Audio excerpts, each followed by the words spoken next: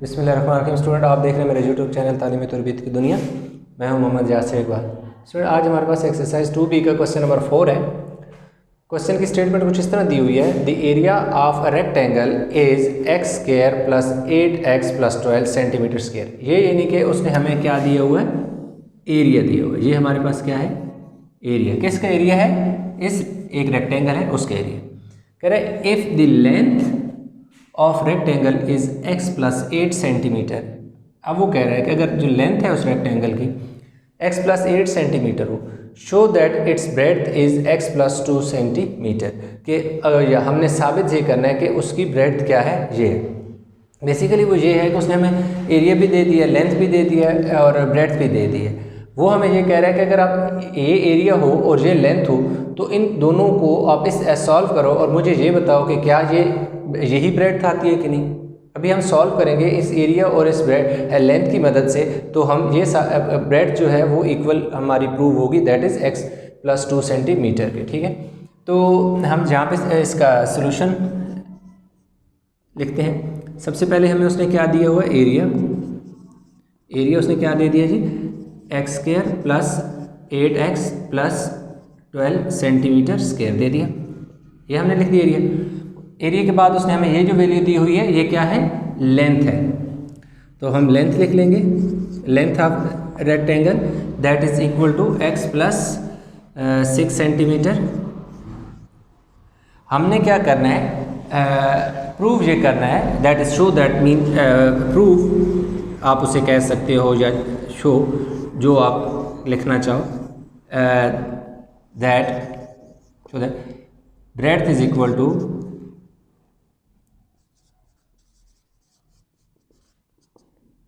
x plus 2 centimetre. ये तो हमने इसका डेटा लिख लिया, यानी हमने ये प्रूव करना है, शो करना है कि ये इसकी इक्वल है। ठीक है, अब यहाँ पे हम फार्मूला लिखते हैं एरिया का, जो रेक्टेंगल का एरिया ऑफ रेक्टेंगल का, area of rectangle is equal to length multiply by breadth होता है। ठीक है, एरिया ऑफ रेक्टेंगल क्या होता है, लेंथ मल्टीप्लाई बाय ब्रेड्थ होता है। अब हमने क्या करना है कि जो एरिया है, एरिया का हमें गिवन है, एरिया क्या है, एरिया की जगह हम एरिया की वैल्यू पुट कर लेंगे। एरिया की जगह क्या पुट करेंगे जी, x square plus 8x plus 12 centimetre square is equal to length. Length हमारे पास कितना है, ये देखो, लेंथ हमारे पास x प्लस 6 सेंटीमीटर है और ब्रेड्थ हमने फिलहाल इसी तरह लिख लेना है, क्योंकि ये हमने एंड तक ये लेके आनी, इस ये वैल्यू निकाल के लानी है। ठीक है, अब यहाँ पे आप देखें तो एक तो ये है कि ये जो वैल्यू हमारे पास x प्लस 6 जो है इस b के साथ क्या हो रही है, मल्टीप्लाई हो रही है। x प्लस 6 जो b के साथ मल्टीप्लाई हो रही है वो जब इस तरफ आएगी तो इस पूरी वैल्यू के नीचे क्या हो जाएगी, डिवाइड हो जाएगी। मैं यहाँ पे लिख लेता हूँ x square plus 8x plus 12 centimetre square over x plus 6 आ जाएगा, centimetre is equal to b। आप पूरा बेशक लिखना चाहें तो ब्रेड्थ लिख लें। अब यहाँ पे ये है, किसी एक्सरसाइज के जो शुरू के कुछ क्वेश्चन मैंने कराए हुए हैं, उसमें क्या है कि ये जो वैल्यू है हमें ये एक एक्सप्रेशन यानी दिया हुआ है x square plus 8x plus 12, इसका हम मिड टर्म ब्रेक करेंगे। अब मिड टर्म ब्रेक कुछ इस तरह करेंगे कि हमने ये करना है, इसको मिड टर्म ब्रेक करने से पहले हमने ये करना है कि इन दोनों को मल्टीप्लाई करना है, यानी एक्स स्क्वायर को जब मैं 12 से मल्टीप्लाई करूं तो मेरा क्या आ जाएगा, मैं यहाँ पे रफ साइड पे अगर एक्स स्क्वायर को मैं 12 से मल्टीप्लाई करूं तो मेरा 12x स्क्वायर आ जाता है। ठीक है, अब दरमियान में जो नंबर है इसको मैंने ब्रेक करना है। ये जो मिड वाली टर्म है ना 8x लिखो, इसको मैंने ब्रेक करके दो ऐसे नंबर में लिखना है, यानी दो ऐसे नंबर में मैं लिखूंगा कि उन्हें अगर मैं ऐड करूं तो मेरे पास क्या बनना चाहिए, 8x बनना चाहिए, और अगर उन्हें मैं मल्टीप्लाई करूं तो मेरे पास क्या बनना चाहिए, 12x स्क्वायर बनना चाहिए। मैं दोबारा रिपीट कर रहा हूँ, ये चीज़ गौर से समझनी है, बड़ा इंपॉर्टेंट स्टेप है। ये जो दरमियान वाला 8x है इसको मैं तोड़ के ऐसे दो नंबर में लिखूंगा कि जब मैं उन्हें ऐड करूं तो 8x ही बने, मल्टीप्लाई करूं तो मेरे पास 12x स्क्वायर बनना चाहिए। तो अब मसला ये है कि देखो, अगर 8x को मैं ब्रेक तो यूँ भी कर सकता हूँ, 1x प्लस 7x भी 8 होते हैं, 2x प्लस 6x भी 8 होते हैं, 5x प्लस 3x भी 8 होते हैं। लेकिन इन सारों में मैं कोई एक यूज़ करूँगा। अब क्या मैं 5x प्लस 3x लिखूँ? नो, क्योंकि 5x और 3x जब मैं मल्टीप्लाई करूँगा तो वो 12 नहीं बनता। तो इस दरमियान वाले नंबर में के जो दो मल्टीपल हैं वो ढूंढने के लिए आपके पास आपको आसान सा मैं ट्रिक बताता हूँ। वो ट्रिक क्या है, ये जो पहले और आखिरी का प्रोडक्ट है ना, उसके साथ जो ये कोफिशिएंट, इस शुरू वाले नंबर को क्या कहते हैं? कोफिशिएंट, अददी साजिश उर्दू में कहते हैं। यानी जो एक्स स्क्वायर से पहले नंबर एक कांस्टेंट लिखा हुआ है, उसका आप क्या ले लो, फैक्टर निकालने के लिए आप एलसीएम लो। 12, 2 6 12, एक स्टेप आपने सॉल्व कर लिया। तो आप इस चेक करें, 2 को 6 से मल्टीप्लाई करने से 12 बनता है, 2 6 12 बनता है। ठीक है जी, पहली कंडीशन सेटिस्फाई। अब इन्हें ऐड करो, 2 को अगर 6 में ऐड करो, 2 और 6 8 होते हैं, यानी 2 प्लस 6 क्या होते हैं? 8 होते हैं। और 2 को मल्टीप्लाई करो 6 से तो 12 होता है। यही चीज़ हमें चाहिए थी कि अगर हम मल्टीप्लाई करें तो 8 बनना चाहिए, सॉरी ऐड करें तो 8 बनना चाहिए, मल्टीप्लाई करें तो 12 बनना चाहिए। एक्स स्क्वायर तो ऑटोमेटिकली आ जाएगा। अब क्या है कि इधर देखिए, एक्स स्क्वायर प्लस, अब 8 की जगह मैंने क्या लिखना है? 2x और 6x। ये देखो नंबर तो मेरे पास टूट गया, 2 प्लस 6 में टूट गया, 8 बनता है क्यों? और दोनों के साथ x आएगा क्योंकि 8 तो नहीं है, 8x है। तो 8x को मैंने किस में लिख दिया? 6x प्लस 2x प्लस 12 मेरा इसी तरह आ जाएगा। और इसके ये जो सेंटीमीटर स्क्वायर है ना, इसके स्क्वायर से ये वाला यूनिट बेशक आप काट दो, नीचे सिर्फ क्या बच गया आपका, और यहाँ 1 सेंटीमीटर बच गया, और दूसरी तरफ आपका क्या बच गया? आप ब्रेड इसी तरह लिख दो। ठीक है जी।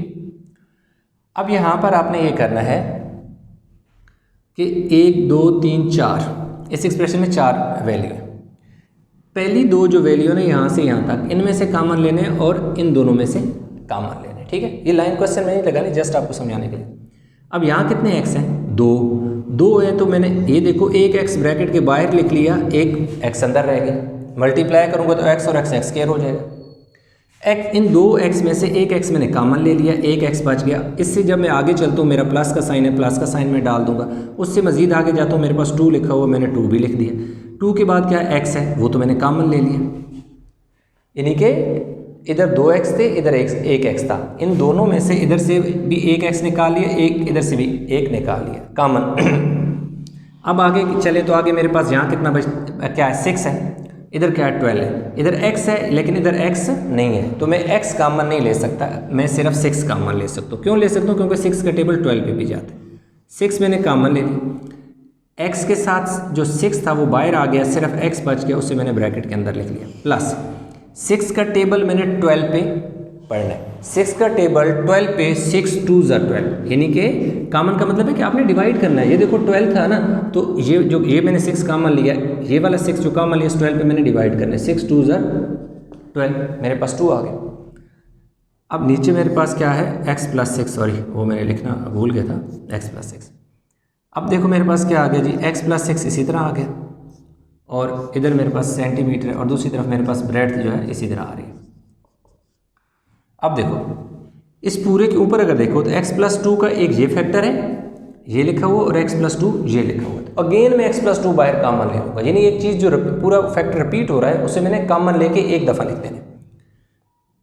x प्लस 2 तो मैंने ले लिया कॉमन, यानी ये वाला और ये वाला भी मैंने, अब इसको भूल जाओ, इन दोनों को क्रॉस इसलिए लगा रहा हूँ ताकि सब, ये दोनों तो चले गए, ये तो ख़त्म हो गए। अगर ये ख़त्म हो गए तो इससे पहले यहाँ से अगर हम आगे चलें तो मेरे रास्ते में क्या मिलेगा? एक तो मैं x मिल रहा है, x लिख लिया, ये तो ख़त्म हो गया। फिर प्लस 6 आ गया, प्लस 6 के बाद ये भी ख़त्म हो गया, यानी कॉमन ले लिया ना। ये क्रॉस का इसलिए साइन लगाया आपको समझाने के लिए, क्वेश्चन में लगाने की ज़रूरत नहीं है। और नीचे हमारे पास और 7 सेंटीमीटर इसी तरह, और नीचे क्या आ जाएगा जी? x प्लस 6 इसी तरह आ गया। अब देखो x प्लस 6 से क्या हो गया? कैंसिल हो गया। अब ये इस तरफ क्या आ गया जी? ब्रेड। अब देखो x प्लस 2 मेरे ब्रेड को मैं ज़रा इस तरफ सीधी इस तरफ राइट साइड पे लिख देता हूँ, और लेफ्ट साइड पे,